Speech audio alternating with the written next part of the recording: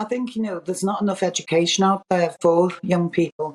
I think a lot of people think that youngsters that have been killed with knife crime are involved in some sort of, criminal activity. That's not always the case. My son was sitting in an office and, we still don't know the reason. For no reason at all, he was stabbed.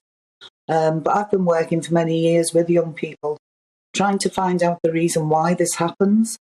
And I feel a lot of it is to do with educating them from sort of the early stages.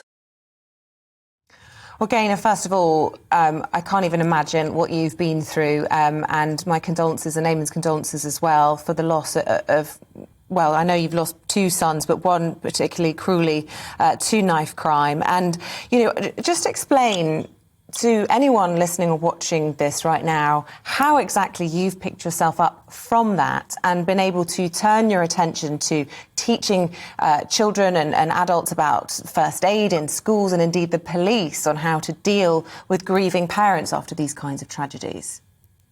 Yeah, when this first happened, I thought to myself, I've just got to keep my head busy, because the more you sit around and think about it, the worse you get. So I just tried to keep myself busy.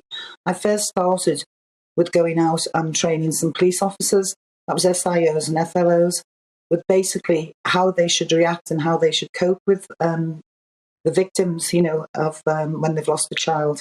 I've probably been out to over 300 cases of knife crime in particular.